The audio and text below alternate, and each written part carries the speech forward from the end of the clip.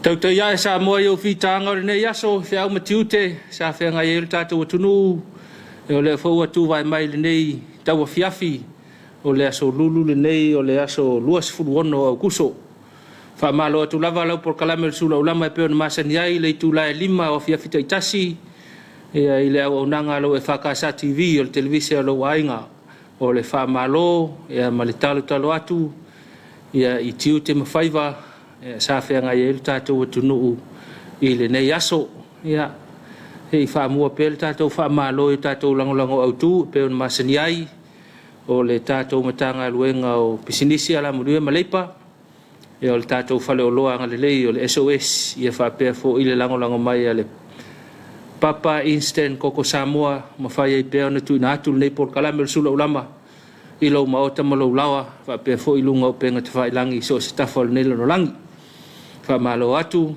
e tatu langolango au tu mo le fenga i fo i matiute mafai vai se o le nei aso ia le ngata i lea o le faaftai tele faaftai fai pea ona o le langolango ina o le nei por kalame ia o le tatu mtanga luenga o pisinisi ala madue malepa fenga i pea ma le o nisio ana mtafa yoyo le vainga o saunga le mulau tele ia e peo na vava alua i mal tatu por kalame e tau longolongo atu la tau mtafa yoi ia o le vai o le saunga le mulau tele ai maise lava i tono fale fai ngā luenga ia ma vaenga o loo whaatino ai whi au mga luenga i le aso ma le aso tanga luenga le malo tanga luenga tumoti ngā luenga i fafo ia mtai tua le tatu mtanga luenga ia vaenga lea e fui se lato au nanga e peo na iai le mtai tuina o loa ma lo lato whaaftau inga ia le ngata fo i lea lango sua fo i lato i tato por kalame leo le ngā luenga whaavai taimi ia le ngata i lea ia o le au ina whaawau nei matata whaaptoa ia o loo ngā lulu el tato mtanga luenga whaamalo atu i lau whio ngai le ofisa sili malpulenga ma le tanga luenga i le au whainga luenga atoa i tiute ese o le nei aso malo lava o ngā luenga sa whenga iai o le tato whale o loa le so estele o loa na le tato whale o loa mana o mia nei vai tau awhiane iai ia pe le fuise o loa o ise meo e sa ilia ia awhiane le tato whale o loa o le SOS i le tamilo sanga le i tonga fuafua tonga fuafua ia awhiane la le tato tele misia le whale o loa na o le SOS i sau whaataunga ia po ne ani vaenga o momiai ia ngata fuilea ia vai sau koko Samoa papa instant koko Samoa te le tau tina inga koe palu ma tau fai nga masani ia na asu al sipuni ia mawhai ai lola ui puti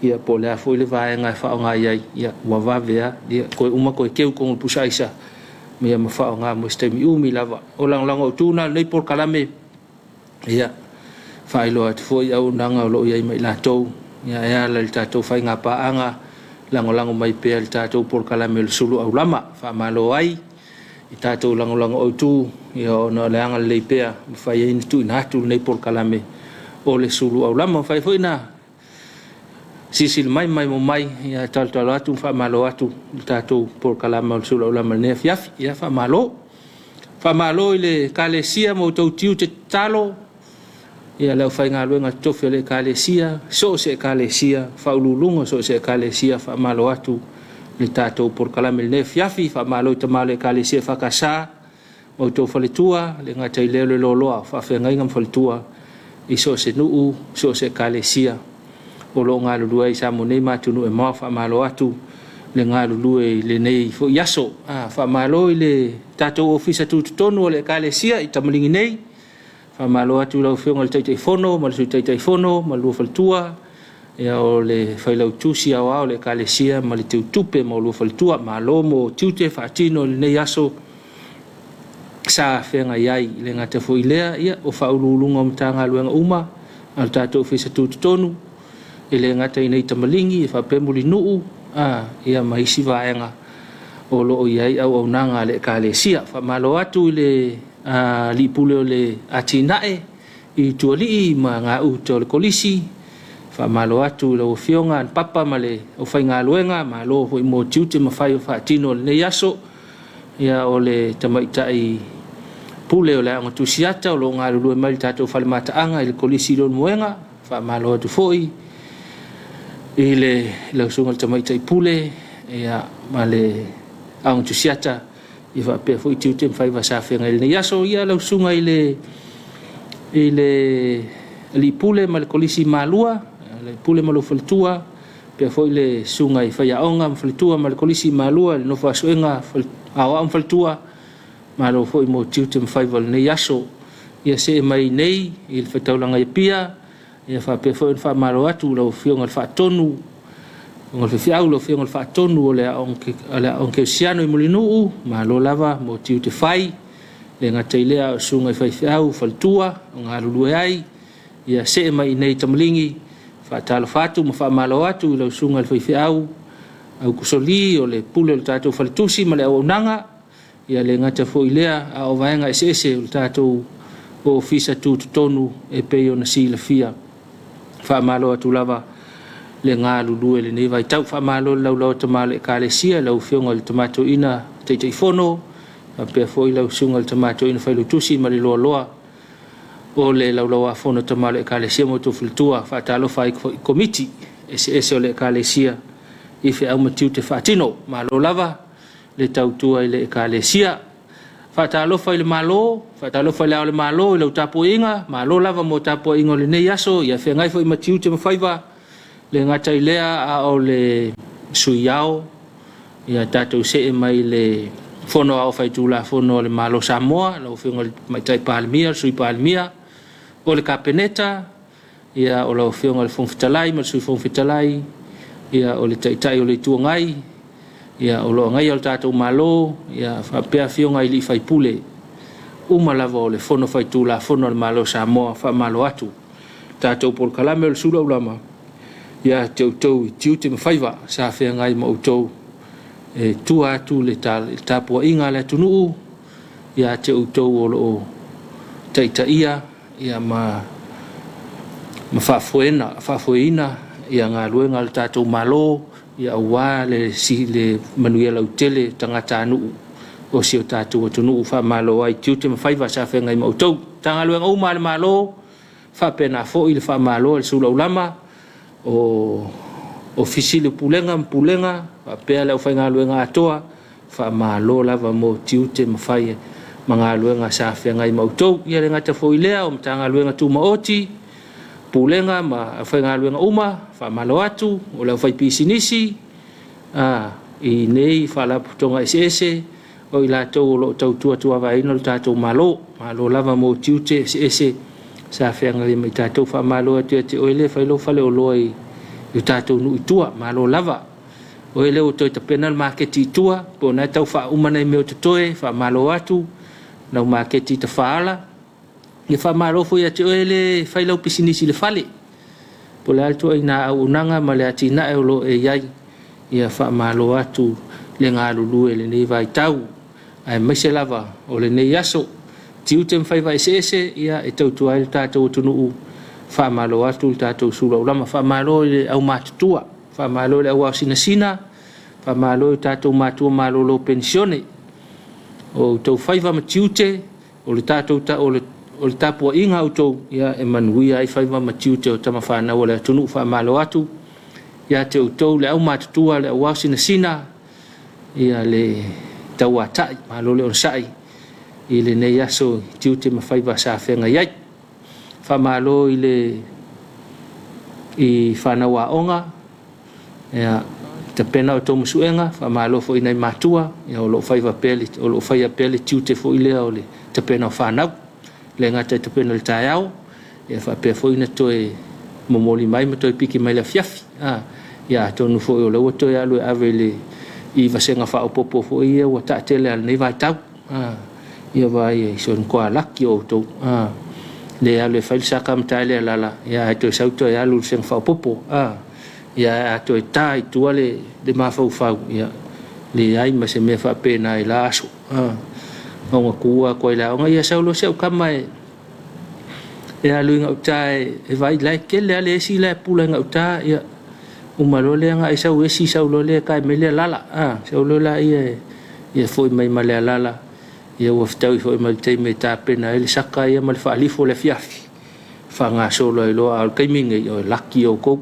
a vel ta vale to piki mai el ta vale ia sa walu mektano fa taun mektano ia to momoli il senga fa popo tutorial vai fo ia tul fale la tuloa fa malu punga lo lungan moenga malo lo ia ai suinga na le vai tau fa malo e te fa nau to anga le aonga nei ia mai o mau ni tali le tali masine ia nga lo nga matua fa malo fo te to matua fa ia pele tute ia o le tausia le nei fa nau e ala ile fa o ina la to fa malo atu ta to por kalame o le Suluaulama fa malo atu ia te o ele nga lui fa fo le so le va nga le movao le va nga le ia fo nga lui fa fo por nga lu nga lo fa fo kamuta va nga le faile le meo le foile o le ala vaile au ta fo le o tele fa malo il va nga le matou mtanga lu nga le marchang fa el tisele vai tele le ta milo itua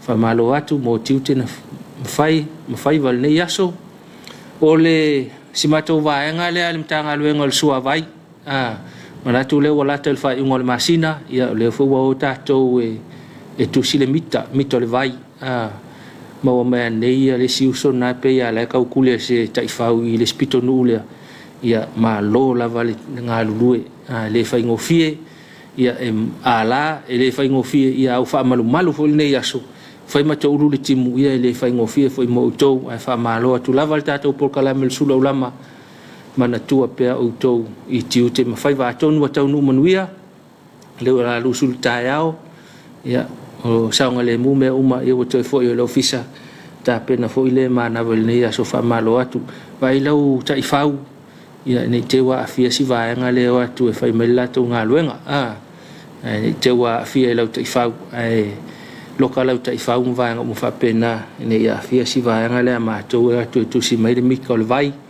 ia ni si fo ia o lo fa nga fo i fa pena le mika o le mito le tise ma nga mo fa pena ia fa malo tu ai lava na nga lui fa fo le nei aso fa malo lava nga lui si o tatu tu malo le on sai malo le taua tai e nga lui nga sa fe nga ia ma si o tatu tu fa malo tu ile au va nga le pa nga mal tatu por kalame le Suluaulama luna penga fa ilangi tunu mau le taimi o le aso le te mau mal tato por kalame ia talto lo atu fa malo atu tiutem fa fa pe le ta fa uma tiutel ne yaso fa malosi fa uma le fo ile aso lulu la to ia pola fo ile aso na ia fa uma le tiutem fa ia fa pe le la ta pena manava ia pe lai fo ile fale la ta pena ia nga i fa ngaluenga ia tautua na lava lo saunga le mbu ia mal fa malo atu al tato por kalame Suluaulama i fa pena fo i se tato tunu Samoa a fa pena i te le fa ngaluenga o ta pena tu al fa ngaluenga ia o la te yuta ta pena to fo i tai ia po la fo i te le tai nga te fale te la a elo faiva ia fa malo atu lava al tato por kalame o Suluaulama ia te oe po fe lava o maua mai le tato fa se la launga i nei vai ngo la Afiafi fa malo le uso le nga lu fa vai taimi ele nga lo to ia fa malo tu pel tato por kalame le Suluaulama ia te to i fe nga e fo matiu te te manatu le taimi wa kai mi fa kaska ko meni usila ia te langona fo wa manava ia fa pe Australia ele nga ka fa uma na nga luenga ia fa malo losi ia wa fa fo le vai yaso i fe au manga luenga fe nga yai fa malo tu le uso ia te patua na isamu le mafuta mal tato por kalame le Afiafi ia tono manuia ia fa malo atu malo lava ia pa anga to tino le tato por kalame mafuta mai le uso ia te patua na ia mai o ile matou pito nu le o Mount Druitt io i Australia fa ftai mafuta mal tato por kalame ia lo fatu i le fa mai fo fa mga luenga le ne yaso ia ai manatu la fa stato malolonga fa stato fa fianga ia to foi mai fa au tato por kalame sei faronga ngeia po se ia le vao por kangi el mangoli.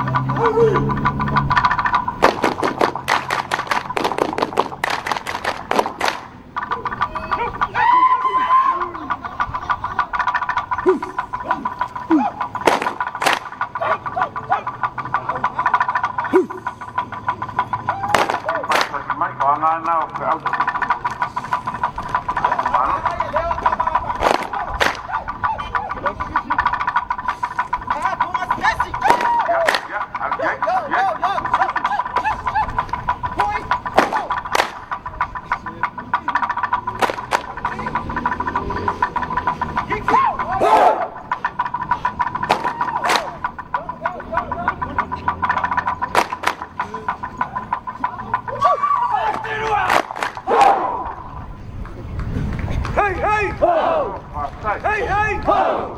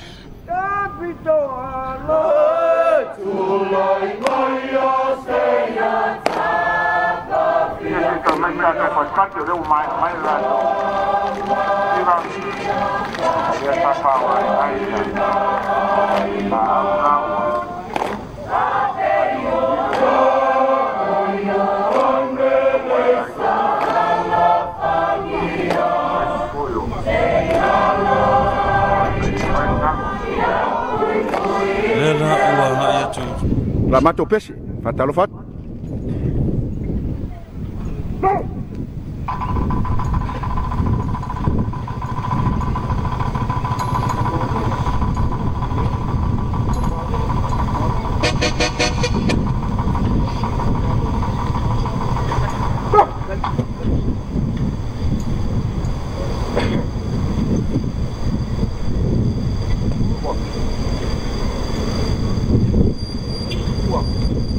Questo mai stato qua, infatti Daniel poi a tanto lui non lei un paese ya lei ma to tau au ma ai maro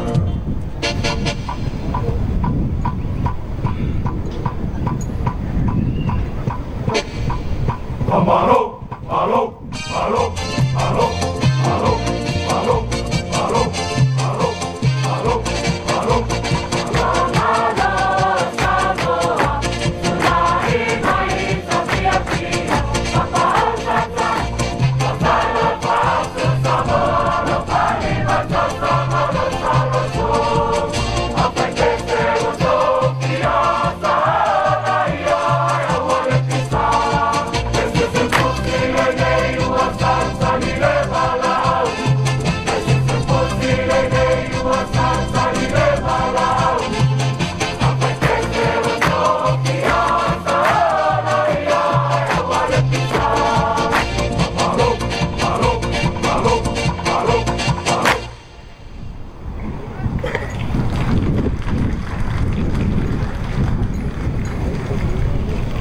E o ana whate a me mtau sa. O vinga le atua e whafo. Le to e tau tu maau la fuafuanga maltu tau tasi Samoa. Paul mea le whafo il vinga. O tātou au ria le whasu lima tau sanga tu tau tasi o tātou malo.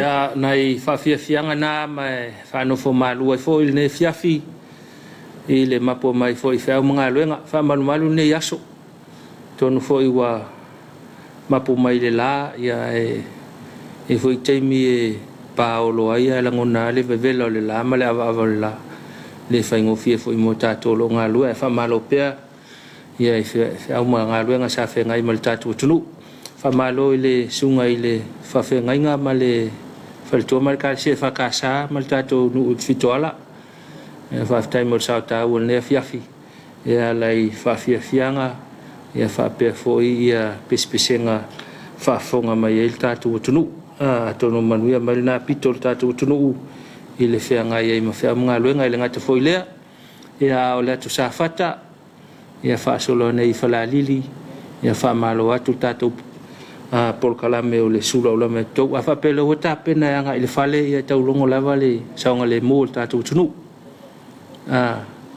Ewa ai e tau ave whaitete ma whautau talo sa e lo anga i le whale o le whaatopi topea.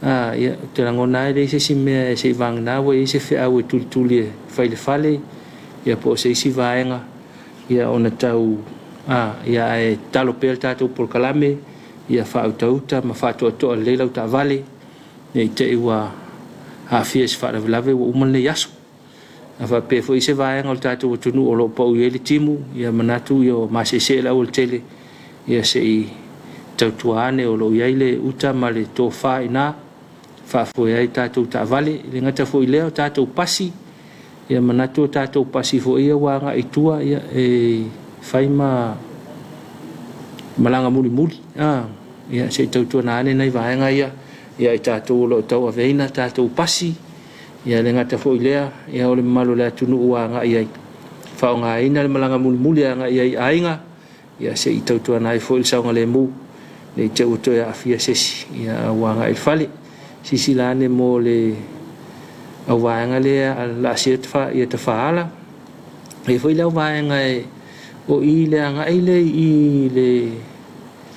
le atuale i pata ia e te me pe o la fiafi se e mai i luma i tapena le pala au ma ini nai vaonga i luma o le taftafaala ia se isi sila i fo i el tātou tunu o lo tau avita vale ma uia nei vaenga ia na ia whaetete na fo i nanga luenga nei tangata i le paolo le la ma ua le paolo ini le vao i luma fale mta whao le awala se isi sila i fo i nei vaenga i fo i nei fale o loa e lata i le awala a se e mai tātou a ngai mai i la tuale i pata ma se e mai maa e le whale o loanga ina i saulua whata ia e lata i le awal tele pākanga se isi silane iai tātou atunu ia e whaasolo mai i lava tau nuu mai tātou whale o loa i lalo vaia whale o loa i le vai ai lalo vaia nei tātou whale o loa i luana iai sanga lo solo muli atu ai lumal fale lo e lunga la wal tele ia se sila ve fa to lo sila I nei vaenga ia fa solo atu ai o ile o il tato fale ainga le ile pea ile anga I uta ile alu ilo tupa sila fu nei vaenga na nei fale ainga nai so atu ai uta tu o le tato le anga foi le amu nei fale lo nei fale ainga la na fo nei nga utatu ia nei afenga le Afiafi nei te wa afe ave se o so itua ia e tanga ia ne fa to le lau ta vale nei te uto afia pe afa pe tumuna ia se atu le ava ile fale lo le ava ia fa malo atu lo so ia se mau ai wo le fale e fa se mau mali foi va ai lu mo fale lo na fa lo fa malo stino ia nei te wa fiesta vale la kalaka ile awal tele le pa ka ngol ta ole fale lo ia na on minoi fo te wa fia ia o tam fa ia fo ile Afiafi ia nga il fale ia na fa na tulava ia ai o lima lava ia le tau aveina o la o ta vale ia al tato por kala ve ia na tau longolongo ile saunga le mo ta tu tunu ia o fa i foi fa o manga lo ngole ne yaso ia fa pe o le ai te yuta ia manatu fo I wala valea mo le ne yaso ia te pena lo ia nga I maitai ia ngi ke fo ko yo po yo el malulu e se vela le uli ia sa le malulu te u va vene fulu ia ona misi fo I leo tiu te ma fai va fa tino le ne va yaso ma le o tu le fa ngol ne va yaso ma le fa ngol me masina ia ai tau tu na sa ngale mu lau tele o le tatu o tunu ia tau fa o mai foi ia fe au manga luenga fenga ia mo le tatu o tunu ne yaso o nei le fa longa tu ai le na tofia ile pare mia fo peltania ya le folinga mai o se tangata ia sona pea tangata peltania o lon tupuanga ia o sau mai o le Middle East ale o se Pakistan po se India o tangata ino ia Rishi Sunak le wa tula I mai ia o le pale mio peltania ia le fonto fa ma vai le fine le mawatu ile ia to se lu pe to lu masino no fo inga ia le tula I mai tanga o le mela le ta wa le fa longo ko ngong sawar kamale I minska ku kuli umar malo fa ia to fo I wa so tai lau tala ia o no o lo ia pe ta to nei vai tau nei fe se ia ma fa ngai ia le tai ngo malo ia kili lo pe fa pe tato ngo mai o le sfanga malo ku kuli mo le sfanga malo ia ele fa un tupu ia tato ia se foi tato fainga ia kama ia ngo sawar ka kale ku kuli lo isi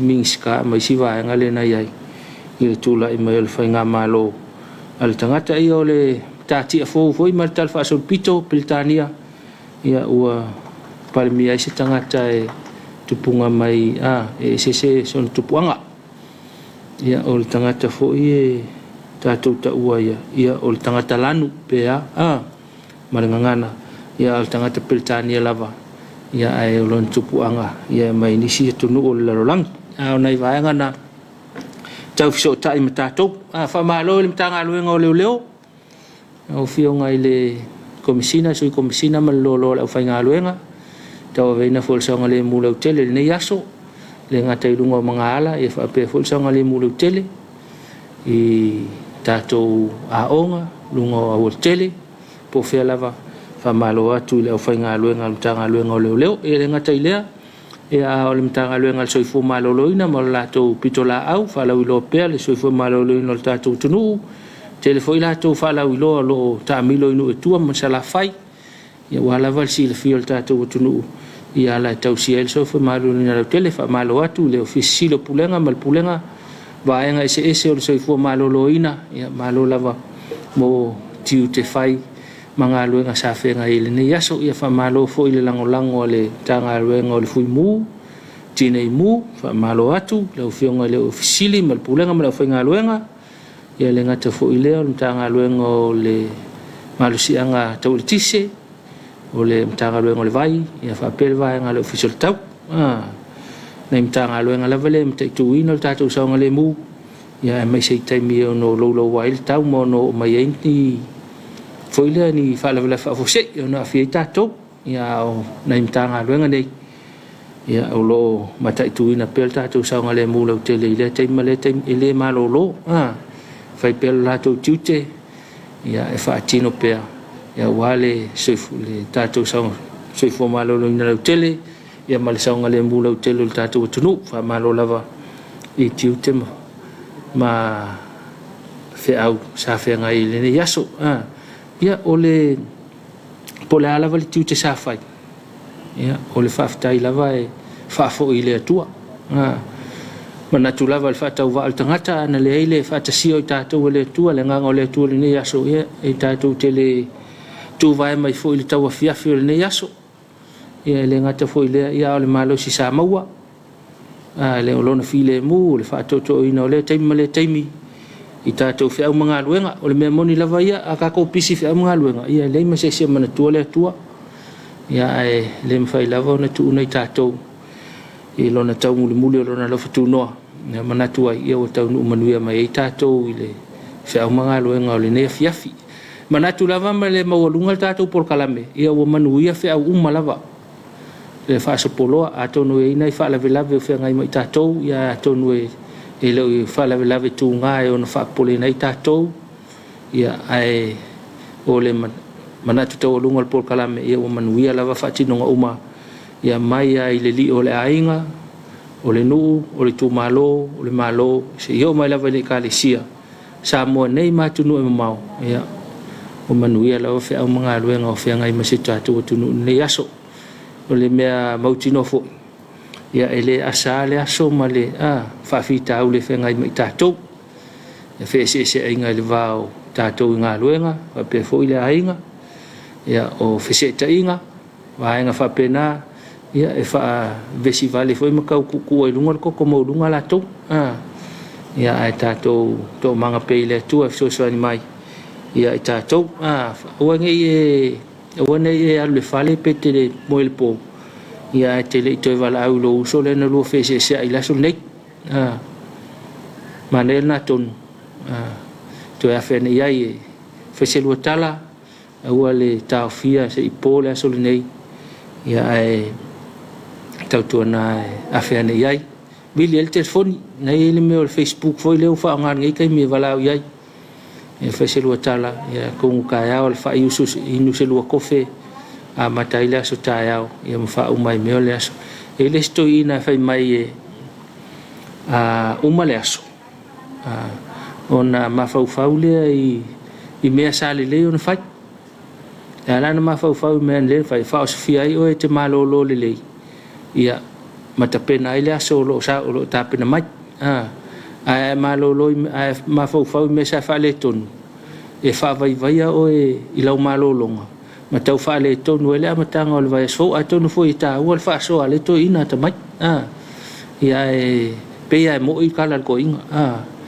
tātou umawhea o le nei aso tātou anga il fale panga noa tātou tō manatua i mea le leisa wha atino le nei aso ia mailina e tātou te malolom tātou ia tātou wala fia loa lea ia wau ke iloa whapea la iei mena e fia sa lein wha atino wha o sofia ai o e fia te usul le aso mua ia e wha atino pia mwha awau lea o nanga ia tonu e tāua fo i tātou manatua me sa wha le tonu ia e mwhai e fo i on tātou to e teua i lea wanoa tā iao ia pia o moa e fo i lona taimi e to e wha atino le le ia vaenga whapena e peona iai ia o ngai kala fo ia e whaaso atu i le nei Afiafi ia whapena o tau nu atu i whale malo lava mo ngā luenga malo fo i le lau mātua tāpoi mai malo fo le malanga pia whapea o tau nu manui atu i le whale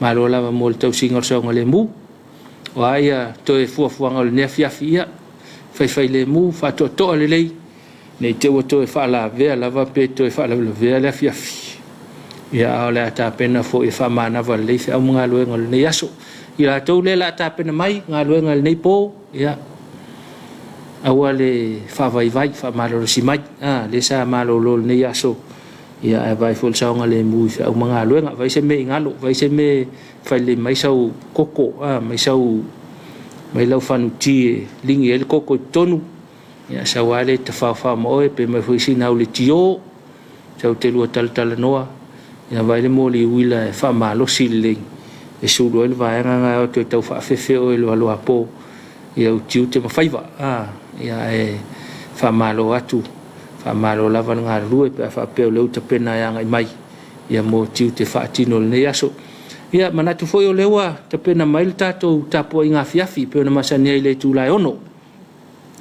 tato Tapuaiga Afiafi ia fa to malu foi ma fa no fule le Afiafi o tato tapena to malolo a foi se fe au te pena mai la na au na mo tato ia tato mapu atu iai fe au mga luenga ma fi tai tunga le nei aso ma wol tato to malie ma to mai tato ma fana ia e ala i tato Tapuaiga ma tato so ta inga ile tua o le o te pena mai le sunga ia atu mai vai si mati o le sunga ila o soani mai le whaka sa maunga mo le tatou Tapuaiga o le ne Afiafi o le a te pena mai a tupulanga talavou mo sola tu sao whaafiafianga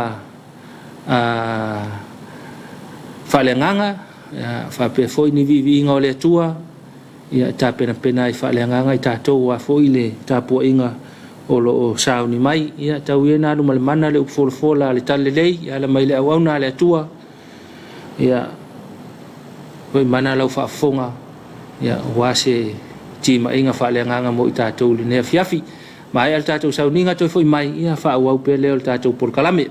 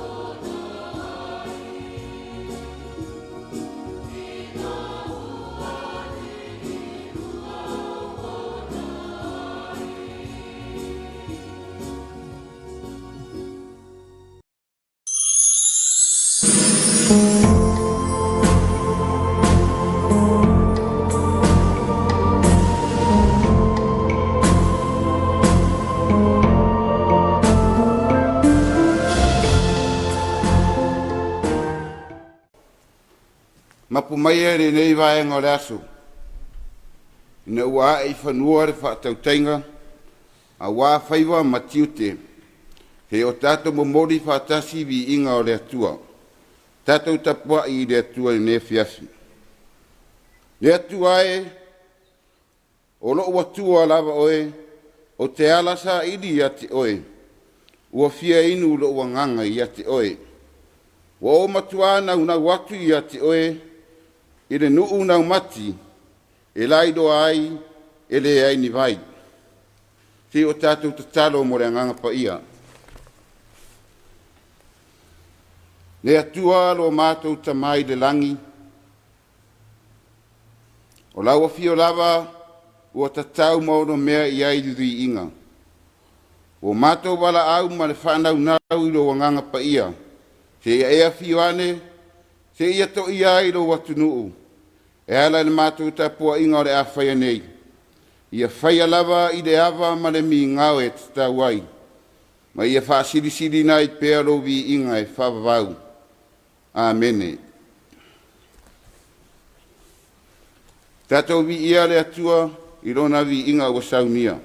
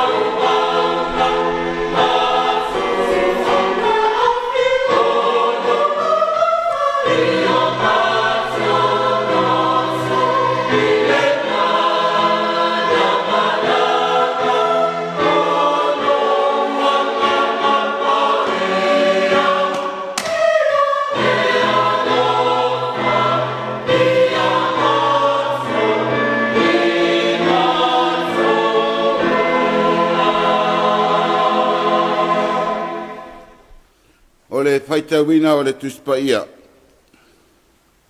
Mawara tātou tusi whaitau nei vaenga la Afiafi, mai le whenga inga tuahaiki.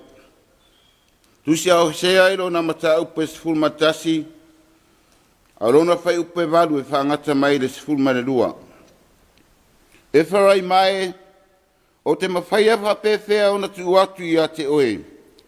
Isara e rue, o te tuina atu oe whapewhea. O te mawhaia whapewhea o na tu atu oe e peio a tama. O te tuina atu oe whapewhea e peio se poima.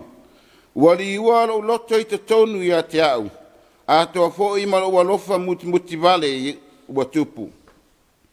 O te le whao o lo wita tele, o te le te wha umatia e wharaima, a wā o le atua, a le se tangata, o le paia o lo i tonu i a te oe, o te le alu atu maleita.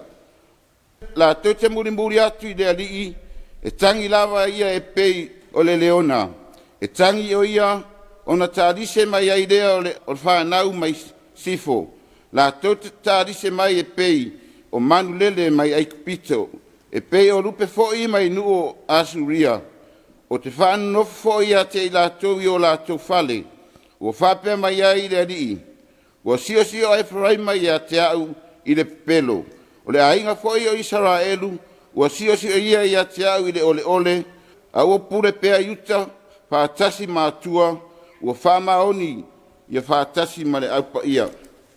Hawa manuia te mai le atua, e ala i la tātou whaitau ma whalongolongo, inisi o upu mai na nā whionga pa ia. Ia tū mau ia te ia rona vi inga e whababau lava. Āmene. O le launga le swafa malu o le atua te mā, le alo ma le anganga pa ia. Āmene. Mau ar tātou matua le tusi sa whaitauina, o se alo na mtau pes fun martasi, a lona fwai upe valu, o te toe whaitauina. E wharai mai, o te mawhaia whapewhea o na tu atu i a te oe. Isara e rue, o te tuina atu oe whapewhea. O te mawhai whapewhea o na tuina atu oe, e peio a tama. O te tuina atu oe whapewhea, e peio se poima. Wali ua lo loto i to tonu i a te au. A toa fo i malo walofa muti vale ua tupu. O le manatu e fia whama whaina, mo i tātou ne nei vaenga le Afiafi. E le tū la fua ina e le atua o na tangata. E le tū la fua ina e le atua o na tangata. O upu ale fatu pese e Peru. O te whaafetai le atua i aso malava e le au noa. O na vi inga i la ungutu. E mita la uanganga i le alii. E whalolongo ia i o e pua ngā tia. O na lātou fia i lea. Ua whata mua whapea se langona. O le whawhetai tele i le atua. O na olona angana lei mo Samoa mo na tangata. Wa tātou tu vai mai ai le vai aso muri o le lona se furu o masina. O le tātou wholaunga umi o le nei tausanga i le manuia. E whoringa whapea le anganga ma le whamoe moe o le whiau. O le tusi le nei a osea, e pei o na whaitauina, i le alofa whamaoni o le atua, i vā malona nu o Israelu. Le atua siri ese, le tupu ma le ali o ali. A uafia mai, e whaatino le ngaluenga, ma le tiute whaatama alofa, i le nei nu uwhainga tā o Israelu. A sila le fwai upe walu e pe o na whai mamatua, e wharai mai, o te mawhaia whapewhea o na tuatu i a te oe. Isara e lue, o te tuina atu oe whapewhea, o te mawhaia whapewhea o na tuina atu oe, e peio a tama. E peio se poima, wali ua lau loto i to tonu i a te au, a toa fo i malo alofa muti vale ua tupu. E whoringa ia, o le mawhanawhana o le mawhtanga a le atua malona nu o Israelu. Wa au mai ai se ata whaaffaingo fie, i le mawhtanga wāwalalata, i le vāo se tamā ma sonatali. Ia e le te tau whamatalaina, awa o malama umalava. O fatu saina iai, polinga o le mawhanawhana ma le alofa whaperepele o le atua, i le nei nuu o Israelu. O fōlinga o le atua alofa whamaoni, o le awha ina ia te ia ona mamalu ma ona paia, o ia o le tupu ma le alii o alii, i le aise tusa ma ia. O lona finga ngalo tu tasfoi, e whaalolongo ia i tangata uma. A ua fia mai lava sei whaatino le alofa whamaoni mo Israelu. Polongai ai kupito, i le pule sa wā le tupu Farao. Pesa tai mai titi ua tūla fua ina, a o le alofa o le atua, na wala awina ma taitaina mai ai, e ala ilana au no mose. Ti ngale matamataita o ai kupito, ai na whasau ina lava i a ao malosi o le atua. Pai upa tolu vetalai le atua, na oua o ina la o tau savali, ma tau taita i lau lima pe e se tamai titi. Pai upa wha, na o si ia e Israelu lo ua talii, ma o tatala ina le amo le polonga mai do o tau ala fau, ma taita ina i maia o le alofa. A ua mafua i se ane inga duenga le leie tele. E a fua i le alofa le tu la fuai, sa lau tua ia mea uma. A wasa ali piola ma se mea tasi, e iloa e Israelu. E o lava i le savali. A o lea ua o ina marosi, ua ngalo ma ua le manatua e Israelu le alofa fata mao le atua. Anu sa foi le nei alofa tau muri, e fai atua ai ese lava le mea e whaasanga iai. A le nei fai nuu, le anga lava le nuu e fai ngata ma loto maa. Tasi o le mea, o le isi tiute o le tamaa, e iloa ailo na alofa, le tu la fuai. A iloa loa le mea e tau e whaatonu ai le atarii. E le tu una, le whaatonu ma le whaasino. E sila i awala, e ao ina ai ma whaalongo ai, ma usitai i mātua. Ai le se matua alofa, le wa ai atu lava ua le anga whaia, ai tu ua e whai. O mea le nana whaia e le atua i rona atali o Israelu. Ina ua silinga lava tamu whainga, e le li liu mai lava le atali.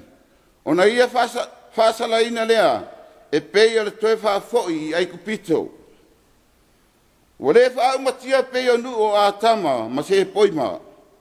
O nuu na whaumatia whaatasi, ma so toma, ma komoro. A uia whata whea ma ave i asuria, e pure ia i la tau, se iao ina ai. Nā tote, sa moe le nei vaenga le Afiafi, e reo se mea tau whapula ina, le alofa tau muri o le atua, le alofa le tu la fuai, le alofa whaperepere o le atua, i lo o tau soifua ma lo tātou ola. O te iloa, a sila maturi matai, le nei tala e peona tātou whaitauina. Tātou te ofo ma ino ia Israelu. I le whaingo fia o ngalo ia i lātou, le alofa wha maoni o le atua. Mangalu e ngale uma sa whaia mo i lātou, i le polonga sa o lātou whianga iai. E le ngata i lea, o le whai wa tātou manino ai, le angalawa le nuu e loto maa ma whainga tā. E tinga lava o na alofa pea, ma alofa pea, ma taua nau pea le atua, i nā fo i maia, i lo la tauta mā, e le ma whai lava. A siri tele ua tura i mai, e leo se ata ea fo i lea, o tātou o langa, o lo o tau sai fua mo tātou o lai, i lo tātou whenga iai ma le atua. Tā ua le whamanatu mai e le whi aua hosea i le nei Afiafi. Kei toi ma whauwhauane ma sua ifo ia i tātou lava. Pe leo wheo lolo le loto maa ma le vaonga tau Israelu ia i tātou. O Israelu, na tau taina mai le polonga i ai kupito, a o tātou, na tai mai a o Ejiti. O lo tātou tali atu i le alofa le tula fuai mai o le atua. O le atangia o le alofa lea, i to tonu o tātou ainga, nuu ma e kālesia, ai au e Samoa lo watu nu pele. Mo tāu a tele isa langona, le a whea le au tū, ma tala noa i le alofa. E toi ma fau loto ai le tamā po le tina, i siona to alua. Ma e toi mana tua ai. O ia lea ua atoa i ai lo alofa. O whana mai tupula, ma tutupu mai.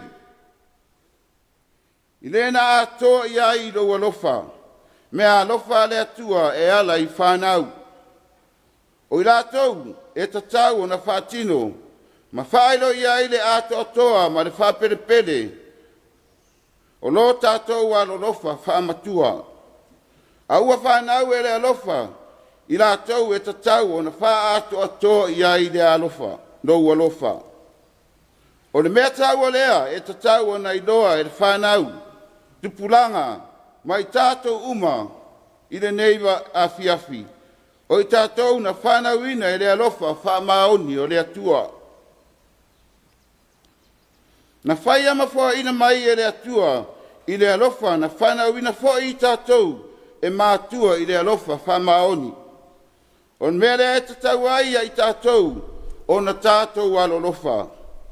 A tangia le alofa lea i to tonu o nuu ma ainga e ka le sia ma le atu nuu. O se sio manga e tumu i whamanianga a le atua. Ia i le atua pealo na vi inga e whaabavau lava. Amene.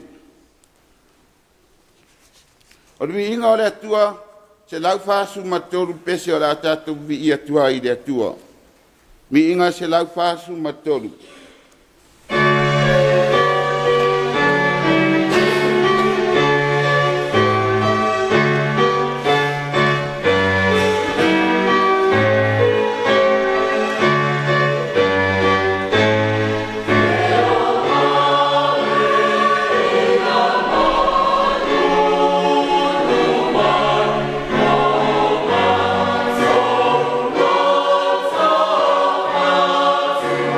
Yeah.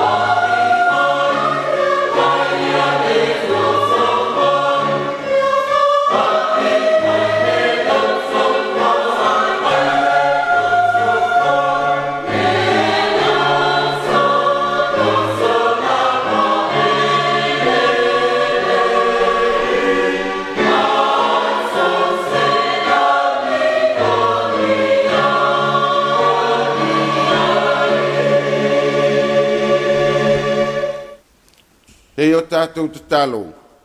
O le te talo o le whawhitai, o le talo o le whātu e senga. Ma mamori nisi o tātou mana o i le atua. Ai maise o le te talo whamanuia. He o tātou ifo o ma te talo i le atua. Le atua ero mātou tamau ngā le langi. Le atua o le ola. Le atua o le alofa. O le atua matau tia lava o ero mātou tamā. O le tupu o le langi, ma le lalo langi, ma lalo ifo o le lalo langi. Mātou te ifo ma tuli vai i o luma. Te o mātou mamori atu lo vi inga, le whawhetai, ma le whamanu, ma le whaanetanga. Te o mātou sulai do wanga le lei, ma lo alofa tuli tuli loa. I le soifua ma le ola o rau atu nuu ma lau whanau. A o ta ape ai masalalau i fe au mga luenga o rene yaso. Ua malo pure whawhetai do wanga le lei. A wasa e malu tapu au ina le soifua ma le ola o rau atu nuu. A o ta ape ai masalalau i so se tiute ma se whaiva. Ua e te tofe au auna mga lulue ai. A wasa manuia o a inga. O nuu ma e karesia, ai maise o lo watu nuu o Samoa. Whawhetai lo wanga le lei, whawhetai lo maa futa ino o lau whanau. Wa i uai ma le manuia fe au mga ruenga. Wa e mombodi mai ai le soifua ma le ola, i le nei vaenga o le Afiafi. Te o mato abatu ai le taulanga o le whawhetai. E whaane ene ina ai lau afio e whawawau. A wao lau afio lava. Ua tatau i ai maono mea rovu i inga. I ia o e tamae whababau. Te alofa i nā tele o lou alofa. A wā ua e anga le leipea mo Samoa ma ona tangata. Mātou whalongo ina i tala, wa wā ai o mātou mata i ala whasala lau. Tā alofa i le polonga ma le mawhatia, o atu nuu e pe ona whianga ia i taua ma whiwae vai inga. Le pesuru whai solo ua mate la ina lau whanau. Ua le ai ni mea e no nofo ai. Ua fia a ai ma fia feinu. Ai a Samoa. Whawhetai i lo wanga le lei. Maua e Samoa ma ona tangata. Se atu nuu toa fia maalie. Ma atou te ola ma au mauai. E whaatino ina ai mea uma ma atou te whaia. Ai whaasirisiri na i lava lo vi inga e whawawau. Ua mawai atu. Le telo masina o le mātou nei fōlaunga. Ua mātou tuwai mai i le lona se furu masina, o le mātou fōlaunga umi o le nei tausanga. Mātou te taritonu le atua, sa fe soa ina o lo mātou ola, e whita ma whawhita uli o le ola. Ai peta i o lo wanga le lei, ta ere tu la fua i lava, lau whanau i so se ala. O lunga o le sami, o lunga o le ea, o lunga o ala tele, o to tono whale whainganuenga o le malu o mātou whale, sa e awai ma e whatasi a te mātou i so se ala ma teimi uma o mātou ola. Whawhetai lo alofa, ua maua i mātou uma le ola ma le malosi, ma le fia ma i a te oelo mātou atua. Ona o au whamanianga ua e sa mai. Ua mātou sapi ai le nei ola, maua ai lo mātou ola e au na ai ma tau tua i lau fe au ma lau ngaruenga. Whaasiri na i pēa le vi inga o oelo mātou tamaa. Whawhetai manuia Samoa ma ona tangata. Afua mai i taitai whare kālesia whare mālo. To tonua company o nuu mafio anga. Whala putonga e se re di ie. Watinga enga sa whaatino e le tangata la vaia. Ua manuia mea uma i lo anga le lei whaatasi mai. Vi ia o e tamaa i le lasi ma le tele au whamanianga i so se ala. Ua mātou ai le fia le nei o langa mātou te o lai. E le lava upu o le ngangana, ma mawhauwhaunga o mātou loto, mātou te talatara ina i lo pa ia ma lo malu ma lo siri ese. Ai tau ia o se mea e lo ngai, mātou anganga mātou te fia whawhitai a pēo e tamā, te o mātou momori atu lo vi inga e whawawau. Whawhitai anganga pa ia e tau tō lua ina pēa i mātou i tele o taimi o lo mātou ola. Sa whesoa ina ai mātou i whainga tā ma whawhita auri. lo lava nganga sa whamawhanawhana ia te mātou.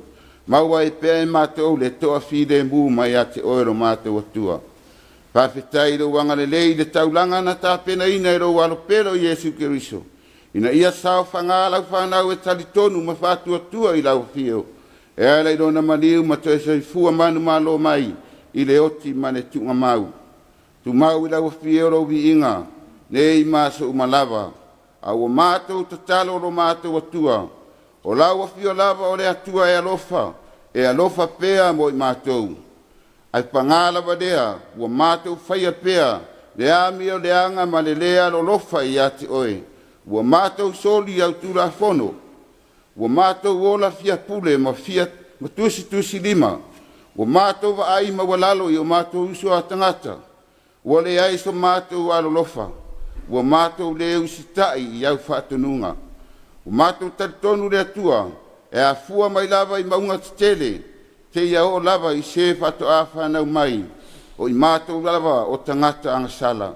O mātou turi vae ma le loto maulalo, i lalo i forsa taulo lo mātou ori o Yesu Keriso, sina matau o lo ntoto paia. Ia sausawina aira o atunu o Samoa ma ona tangata, e tali tonu ma whatua tua i lau fio. Ina ia o mātou maua le whamangalonga mai lau fio. Le atua whafonga tāloe, o laua fia lava e malia ai o mātou mana o i mele umalawa. O mātou mua i wala au i laua fia o le atua, ia e alo whangia. Le whewata wai o atunu i le lalolangi, le sairinga o le pule ma le mamalu. O lātou lea alo lofa i le lau tele o tangata o atunu. O mātou wala au le atua ia e alofa, au ina atu lau se soasoani. E ala lo wanganga ia musu ia i loto taitai, ina ia maua e se nofo fide mua atunuu, a e maise o nai o si au whanau o se suru fai solo, o no le le ai o ni mea e no nofo ai, ua fia ai ma mate la ina i latou, ua polonga i sauwanga ua whaatino, o no le pule maa losi, ma le fia pulo i latou ua vea mataitai. Ia iairo wanga le le ia te i latou, ma tausia pea lau whanau, iou a au alofa alo mātou atua. Alofa ngia Samoa tama, mai ona taitai, whare malo, whare kalesia, e o lava i nuu ma awhioanga, ia e anga lelei ma e alofa. Alofa ngia lau e kalesia o au i Samoa, a e maise o le lalolangi atoa. Ia au auna o ta ape masala lau i so se whata whai taulanga, a wale lau nga inga le upu, me fola lo fina ngalo, ia nofo fale i fina ngalo ma whamoe moe o lau whanau. E tapa sa ina i peare o la whātua, e taritonu ma au auna i lau fio. Whamanuia le atua, i e o fia maua lau sosoani. I ti ngā o le tino, i mai ua whea ngai mai rātou, i to tonu o ainga, i to tonu o maota ngase, o le malu o mātou fale, o whea lawan meo iai se tasi, ua mana o mia lau sosoani, ia o ati ai do wanga le rei ma lau whamanuia, ma lau whamalo longa ro mātou atua. Mātou tatalo, ia e anga le rei whe au mga luenga, whea ngai pēr malo atinuu, i le nei vai aso po le nei masina. Ua lata le mātou whaulaunga le si ui o le tausanga, mātou taritonu lava, e a whea lava ro mātou ola e whainga tā ma whaasui tauli o le ola. Mātou talo ia mamao ni mala ma ni whainga tā. Ai maise rea tua ua mātou ole ma le whanau nau, ia malu tia lo atunuu, mai mala whare nā tula le ari ie. La bea i Samoa maona tangata, ina ia maua pēr Samoa se atunuu toa fia maalie, ma se atunuu whiara whani. Ai ia tupu pēr maola ai ro vi inga i to tonu o loto ma wha moe, na ia salalau ai pēr ro vi inga, i le lalolangi ma ona tangata. Vi ia mātou talolo mātou tamā, o au whamanianga o whaumasoloi lo no whaari. I e rofa ma e riringi ifo i lo atunu o Samoa ma ona tangata. Ne ia maua i pēr au whanau le fia ma le ori ma ia te oero mātou atua. Ia whasirisiri na i pēr le mamalu marovi inga. Vi ia oero mātou tamā, i mea le i tele ua e whawai mo i mātou. Ai mai se o au whaamanuianga i sosiala, whawhetai. Mātou talo ro mātou atua. O ani mea o le tā ua le talo. Ona e vai ma onge mā whauwhaunga lau au auna. Au ata talo ia li lingi fo au whamanianga. I so se ala i a Samoa ma ona tangata. Ina ia maua i pēa e ro watu nuu. Le fia ia. Ma tau oe ro mātou ta mā i aso uma e le au noa. O le talo le ata mā. Ma tasi mo mātou te talo i loto ma fina ngalo uma o lau whanau. I Samoa nei ma le lalo langi atoa. Mātou wofo ina atu uma ia whaia iai rau fina ngalo. Ai awalava o na oro mātou whātau anau. O mātou talo le atua ia tu mau mai ai lunga o Samoa. Ma lunga o lau whanau kelsiana uma i le lalo langi. Lo manuia ma lo file mu. Le alofa siri ese o e lo mātou atua. Ma futa ina pēa i mātou e rau lava nganga pa ia. Nei māsa umalava se iau o i le whaavavau lava. Amen.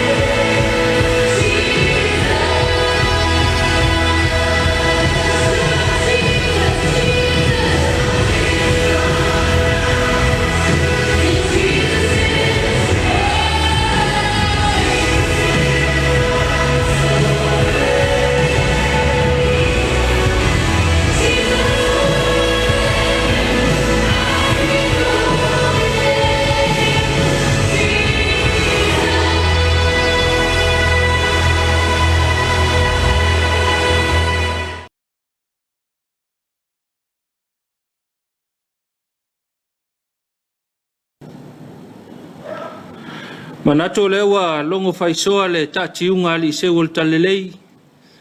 Ea wa fonga foi maltoa al tātou tunu i le feta lai mai langi mo i tātou.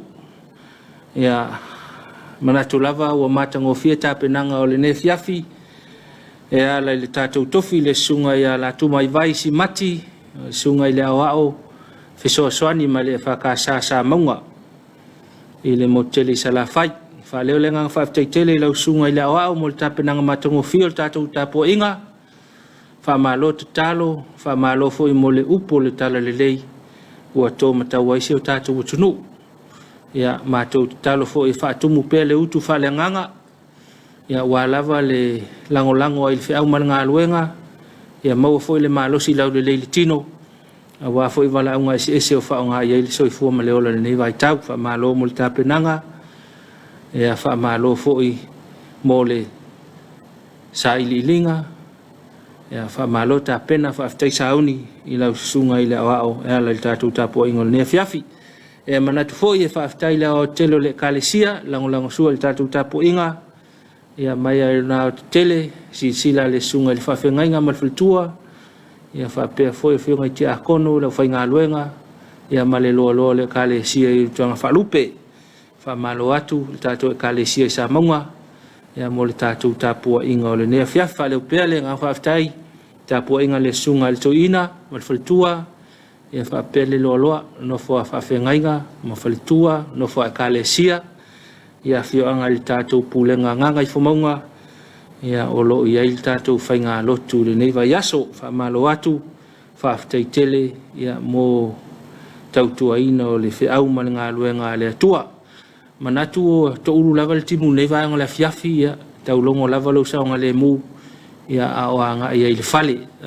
O le whātou tupea lau ta vale ia mase e fo i lea o le tele ia whautauta i vaenga uma ia nei a fia fo i se whaalavelave ia o tau whae ui ule nei Afiafi o le talo lava lea le tātou polkalame ina ia saonga le mupea le whaamae ai o ngā luenga tiu te mawhiau o le nei aso sa whenga i le tātou tunu. La toi fo i atu le tātou potu au tū ia ina i whaasisilanga mwhaasalanga whaalau i tele wa maua le tātou polkalame ia wa fo i le longo ina o si o tātou tunu. Of the General Secretary, Employment Opportunity. CCCS is inviting applications from qualified individuals for the following position. Position Internal Auditor. Salary will be commensurate with experience and qualifications. Type contract is for 3 years renewable. Location CCCS Central Office Tamalingi. Closing date 4 p.m. Monday 31st October 2022. Job profile. The appointee will come under the direction of the Church General Secretary. The Internal Auditor ensures that the effective system of internal control is in place and complied with at all times, and to advise on policy and or procedure changes as appropriate. He or she ensures to identify risks and suggest risk management actions and to examine and evaluate systems and activities in the CCCS Central Office. Requirements: must be CA or CPA or partly qualified with a degree majoring in accounting. 3 to 7 years relevant experience, of which the other is of supervisory role. Excellent knowledge of accounting software such as Xero and Attaché is essential. Must be computer literate and experienced in Microsoft applications. Experience in church accounting, non-profit is essential. Must be neat, well organized and able to meet deadlines. Understanding and respect of accounting body code of ethics is essential. Job descriptions can be uplifted from the General Secretary's office at the John Williams Building, Tamalingi. All applicants need to provide verified copies of qualifications and an up-to-date CV, 3 respected referees with genuine contact information, and a letter from your church minister. Please mark all applications Internal Auditor and address to the General Secretary, Congregational Christian Church Samoa, 5th floor, John Williams Building, Tamalingi, Apia. Reverend Wawata Taufau, General Secretary, CCCS. Employment opportunity. CCCS is inviting applications from qualified individuals for the following position. Position Chief Accountant. Salary will be commensurate with experience and qualifications. Type contract is for 3 years renewable. Location CCCS Central Office, Tamalingi. Closing date 4 p.m. Monday 31st October 2022. Job profile. The appointee will come under the direction of the church treasurer. Chief accountant performs the general accounting and financial statements reporting of the church. He or she ensures that the church produces timely, accurate accounting data and financial reports, as well as complies with CCCS policy, public accounting standards, and government status. Requirement: must be CA or CPA or partly qualified with a degree majoring in accounting. 3 to 7 years relevant experience, of which the other is of supervisory role. Excellent knowledge of accounting software such as Xero and Attaché is essential. Must be computer literate and experienced in Microsoft applications. Experience in church accounting, non-profit is essential. Must be neat, well organized, and able to meet deadlines. Understanding and respect of accounting body code of ethics is essential. Job description can be uplifted from the General Secretary's office at the John Williams Building, Tamalingi. All applicants need to provide verified copies of qualifications and up-to-date CV, 3 respected referees with genuine contact information, and a letter from your church minister. Please mark all applications, chief accountant, and address to the General Secretary, Congregational Christian Church Samoa, 5th floor, John Williams Building, Tamalingi, Apia.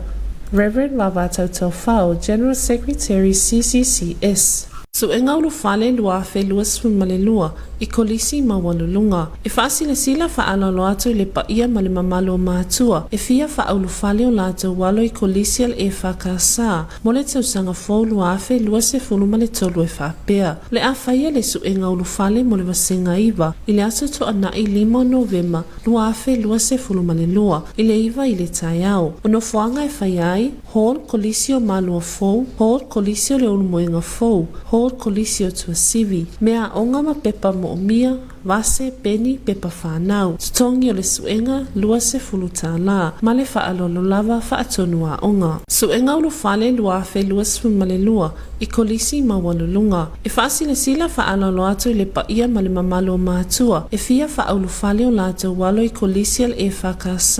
Mole te usanga fo lua fe lua se fulu male tolu e wha pea. Le afaia le suenga ulu fale mole wasenga iwa. Ile aso to ana I 5 Novemba, lua fe lua se fulu male lua. Ile iwa ile tayao. Ono fuanga e faiai, hol kolisi o malua fo, hol kolisi o le ulumoenga fo, hol kolisi o tua sivi. Mea onga ma pepa mo mia, vase, peni, pepa whanau. Tutongi o le suenga, lua se fuluta la. Male wha alolo lava, wha atonua onga.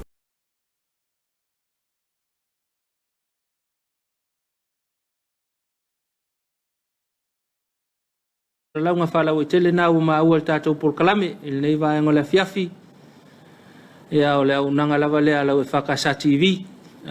E sau whasara launga, whala o tele, sau whasisilanga, o le ainga, o le nu, o le whala poptonga, o le kale sia. Ia fe mai, e mwhai o na au na tuai lau EFKS TV. Le ngata fo ilea o lau whamanuia, o le asosoifua, o le whamanuia o whamoe whapitoa. Ia whapea foi le whasara launga o le maliu. Ia whai o na tautuai lau EFKS TV. A whi mai tātou talanoa. Ia mawai foi leo se fisosoani. Ia pea whapea o lau whasara launga. Ia le ngata foi lea isi au nangal tātou EFKS TV. A whi mai tātou whasoa. Ia ona maua leo se maanga. Ia le leo o nangal tātou EFKS TV.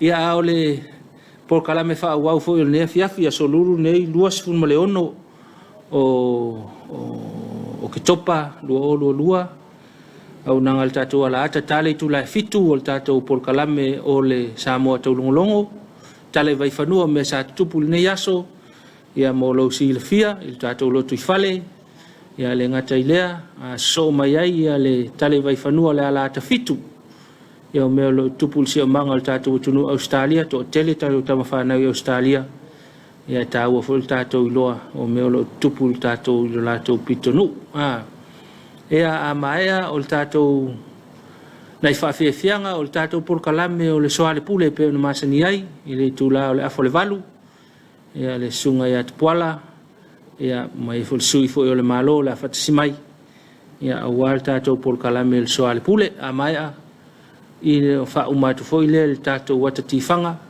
tapena i ai ia lau e fakasa TV ae lagolago i ai lau fale o loa o le PSL faauma ai foʻi lea polokalame o lenei po e le mea ua misi e le tatou polokalame foʻi lea o le sisigafua e uma loa le talai vai fanua o le ala tafitu mai Australia ia sau lo le tatou polokalame lenā ua paʻuia tea faamalulu atu e uma lo le tatou Samoa taulogologo tao le fitu o le tatou talai vai fanua mai le ala tafitu Australia sosoo lo le tatou polokalame o le sisigafua ia manatu peia o le vaegalua o le polokalame a le tatou afioaga i talitatele a le faailogaina o le osu tausaga afo le valu o le tatou polokalame o le soale pule ia sosoo toe faasaua i le tatou polokalame o le sisigafua ia ae faauma atu o le atatifaga ia o tapena mai ai lau auaunaga foʻi lenei vafi o faasaʻoga na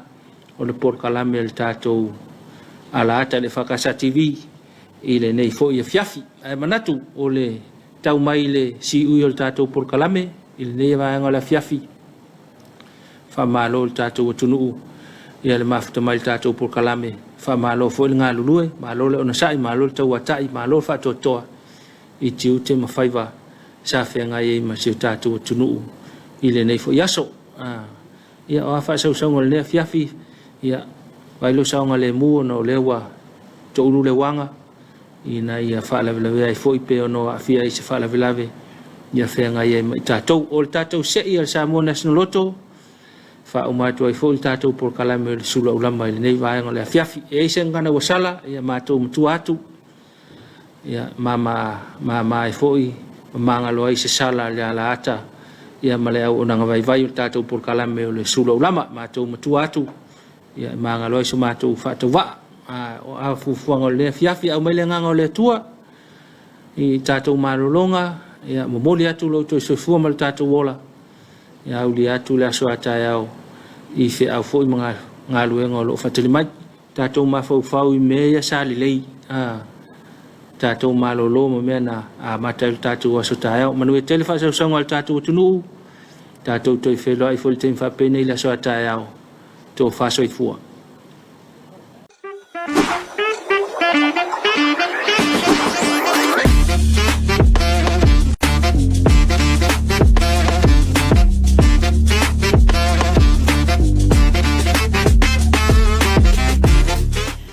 Talofa Samuel of Afong Angali Tula Lasso, Wofel Tamil Tato Sema Sani, Lo Samo National 3, Ilona Sei Numero Onos Fulmal Valune, Malawat Lady Malon Malo, Sumai, Awasaki no Tato Ma.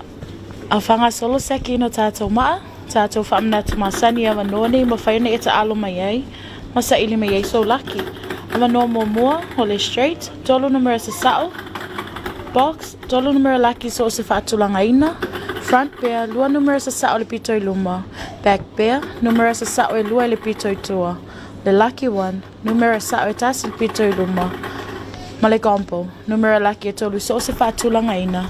E Afia i male straight. Fa sao ni folo se peni ma se pepa, fa mawina e tato numero lucky manu ele mate.